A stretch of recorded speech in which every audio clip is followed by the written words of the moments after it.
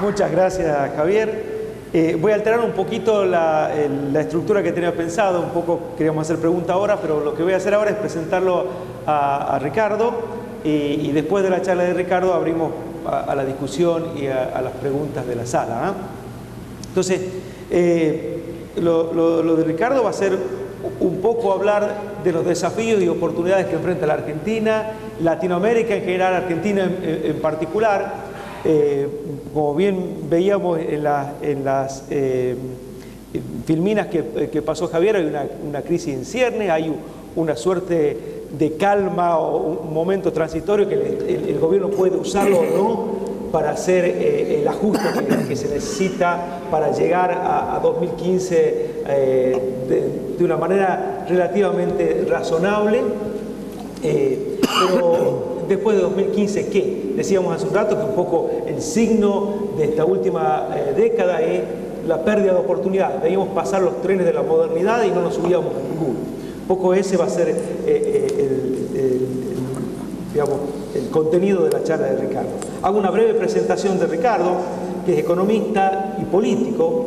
Sirvió a la Argentina como ministro de Defensa, de Economía y de Infraestructura y Vivienda.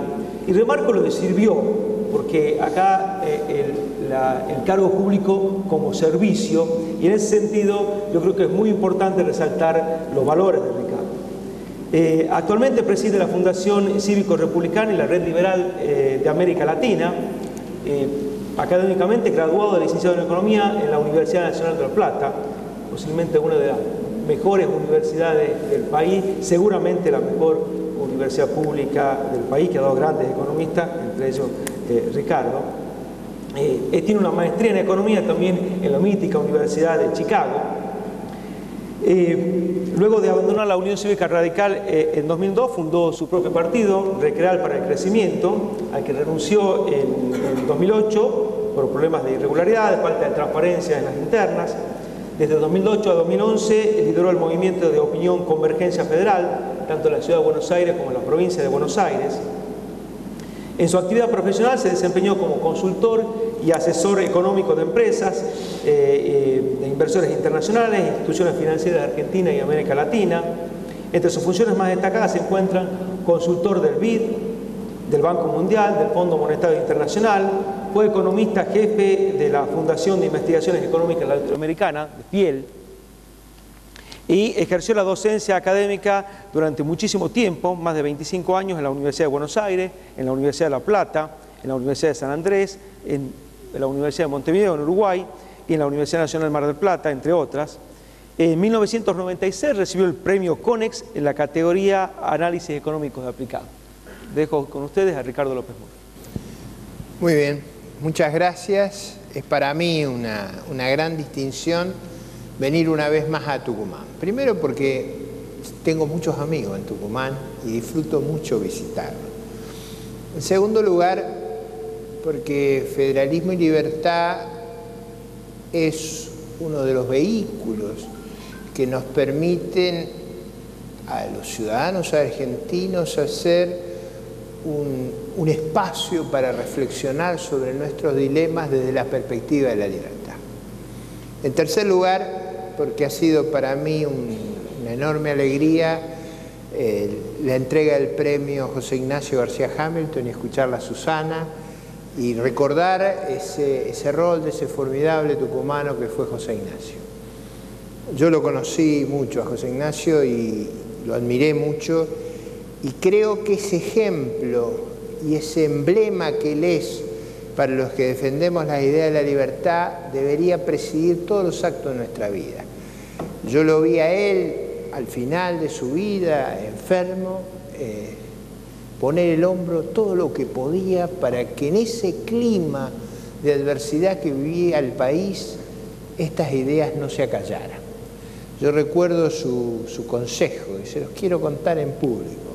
El consejo de él es: no afloje ni que vengan degollando, y yo lo he mantenido, a veces con más exposición, a veces con menos exposición, pero esa bandera de la libertad es extraordinariamente importante, y en el fondo el gran esfuerzo que hacemos en la Red Liberal de América Latina, de la Fundación Naumann, es mantener estos valores y estas visiones del mundo presentes en un clima desgraciado a veces en América Latina de autoritarismo, de estatismo, de intolerancia. Y nosotros somos exactamente lo opuesto a eso. Dicho esto, y como yo sé que todos ustedes han estado estremecidos por la exposición de Milei, porque ustedes vieron una cosa que a uno le hablen de economía, otra cosa que le digan estamos al borde del abismo, y con gente que no es prudente. O sea, hemos escuchado una exposición muy atractiva y estremecedora, y yo diría a la cual hay que prestarle mucha atención porque nos pone a todos nosotros frente a las verdaderas opciones que tenemos. Argentina va a vivir 2 años muy difíciles y en esos 2 años el tino, la prudencia y el equilibrio con que se actúe va a ser muy decisivo para la historia de nuestro país. Déjenme con ese extraordinario bagaje anterior a mi intervención, hacer esto entretenido no es fácil. Es decir, ha sido tan...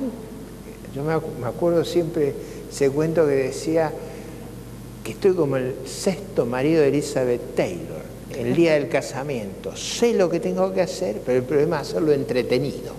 Así que el desafío mío es que ustedes se entretengan.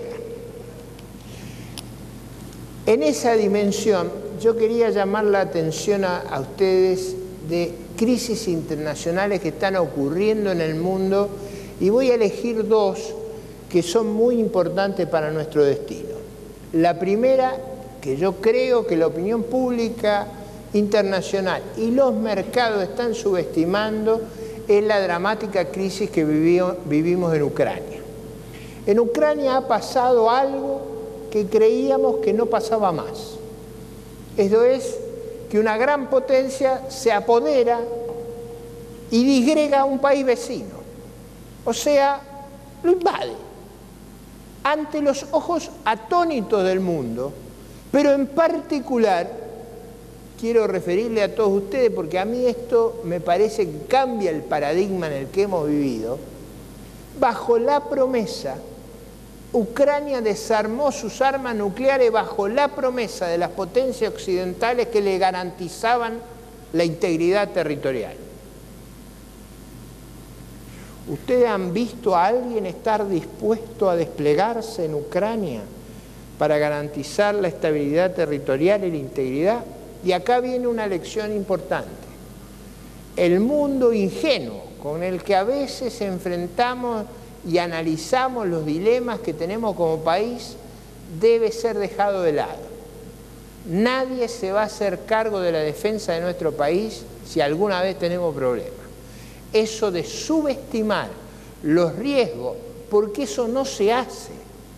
Putin acaba de demostrarnos que son capaces de hacer lo que era impensable. Más aún, yo diría que Putin se da el lujo de decir, ni se atrevan a cuestionarnos que les corto el gas. Estamos bajo una suerte de chantaje. El mundo en su conjunto y por supuesto Europa, que me parece a mí nos obliga a todos a un cambio de paradigma.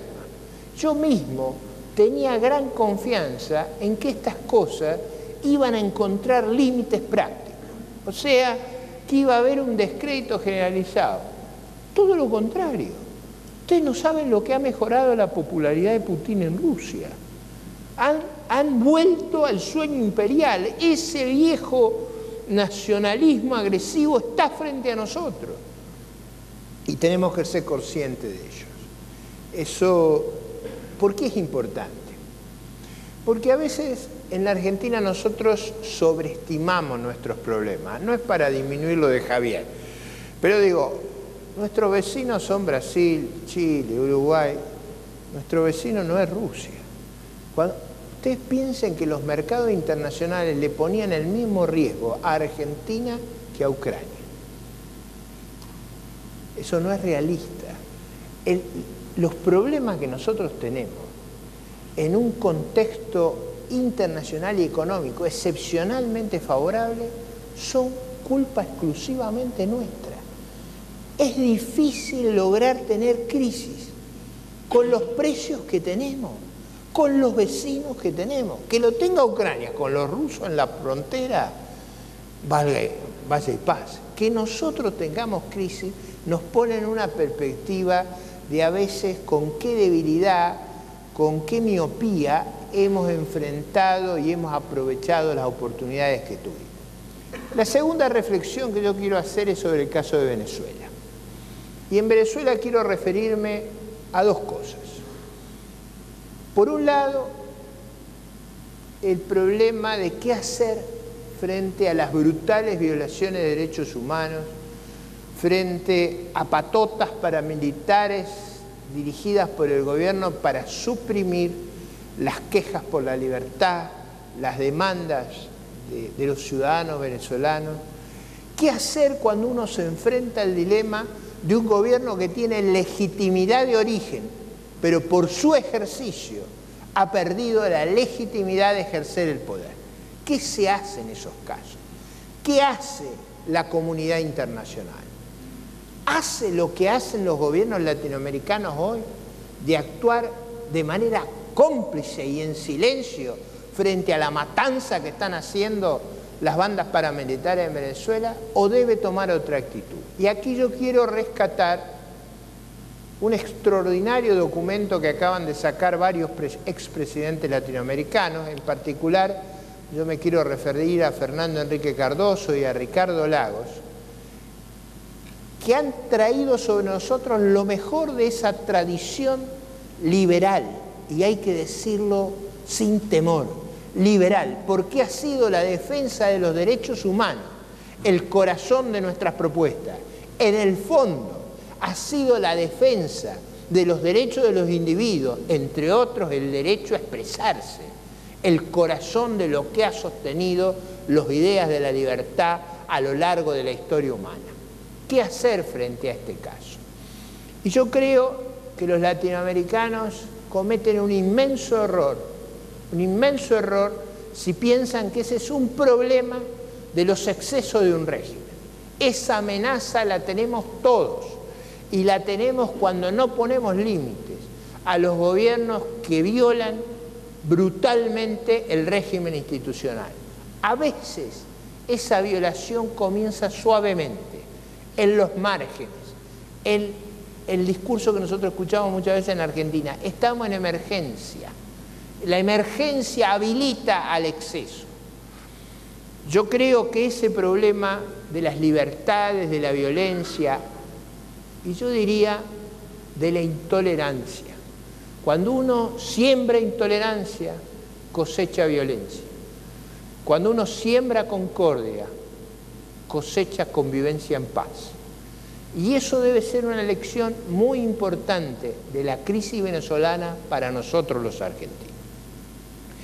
Pero quiero aprovechar esa referencia a Venezuela que no podía omitir para hacer un comentario que está ligado a lo que Javier Milei nos presentaba.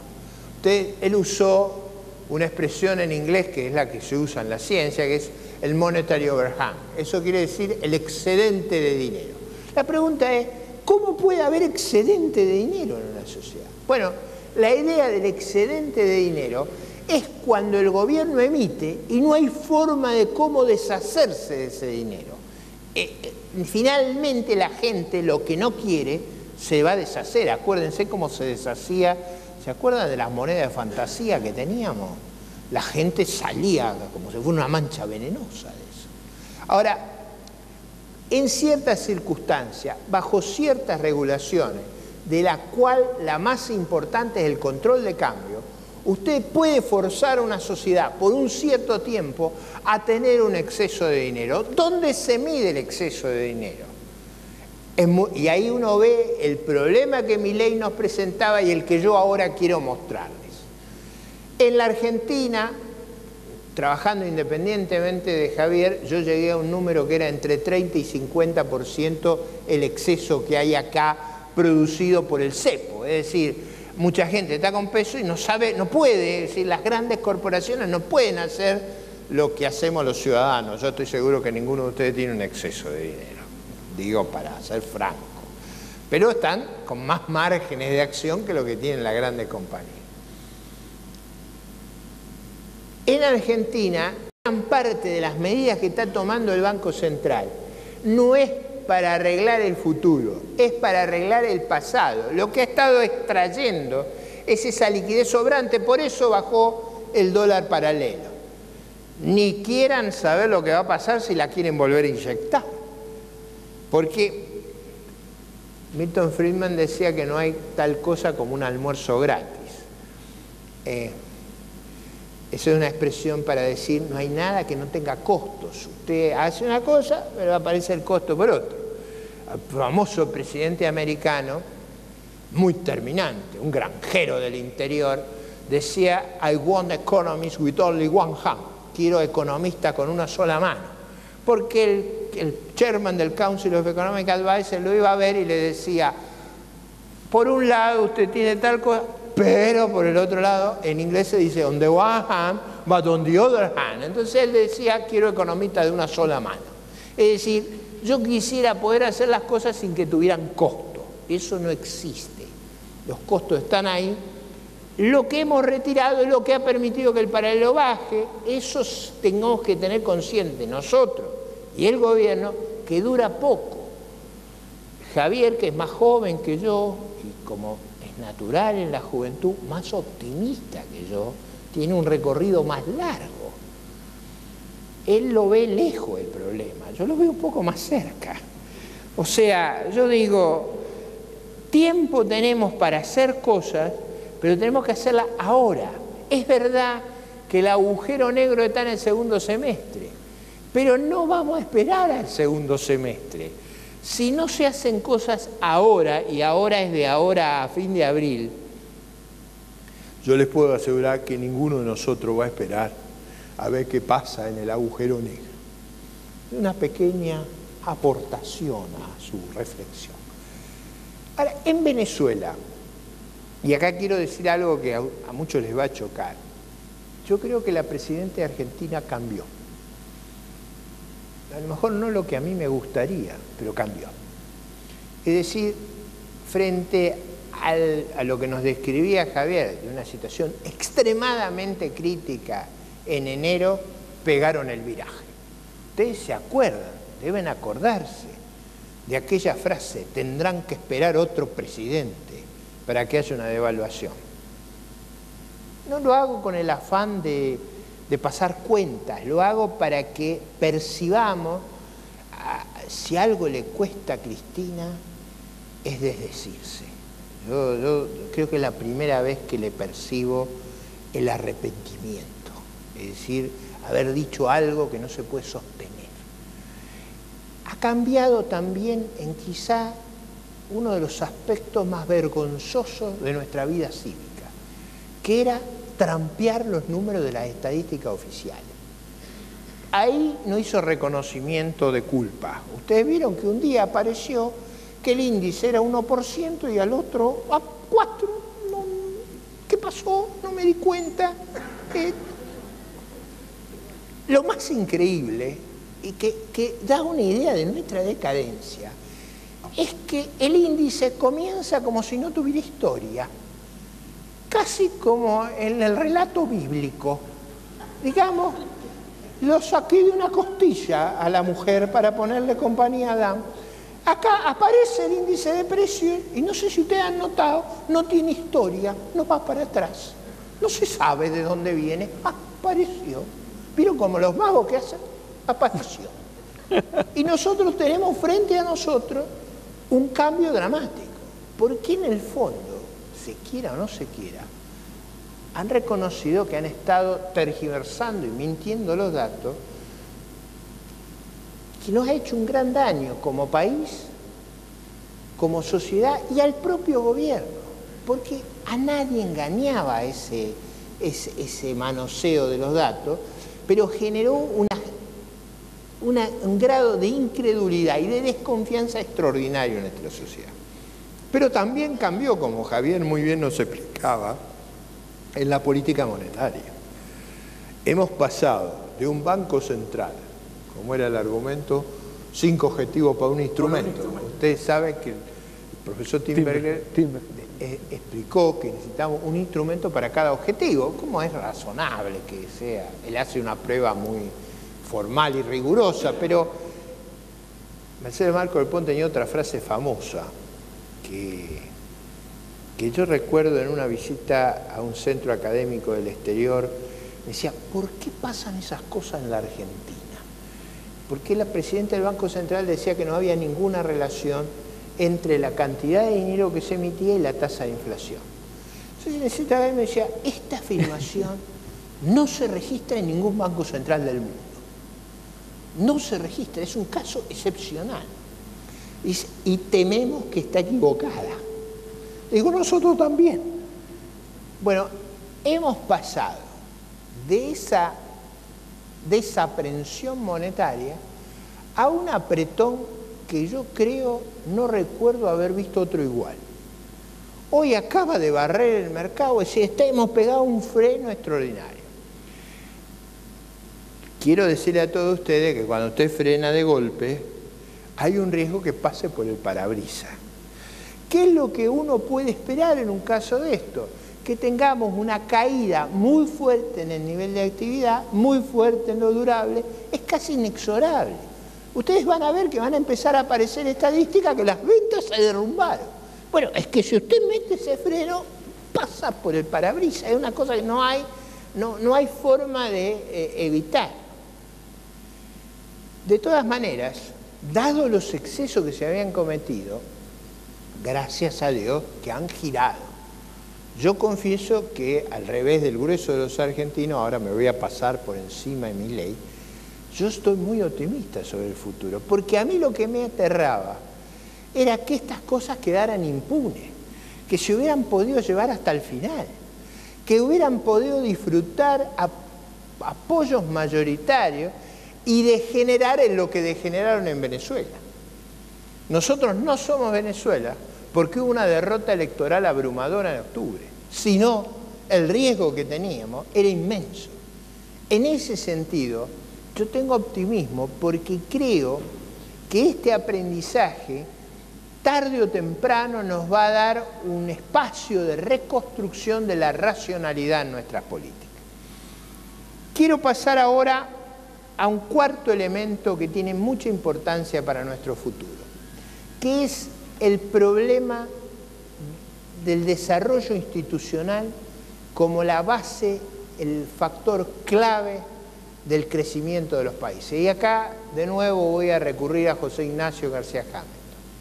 Muchas veces a mí me tocó compartir con él paneles, y en todos los paneles el énfasis de José Ignacio en el tema de las instituciones, porque la libertad no se verifica en abstracto, se verifica en el marco de un Estado de Derecho, como el mercado. El mercado no es un fenómeno de darwinismo, el mercado es un mecanismo de asignación en una sociedad que tiene instituciones, entre otras los derechos de propiedad, entre otras la independencia judicial, que le permite resolver de manera pacífica y voluntaria sus disidencias.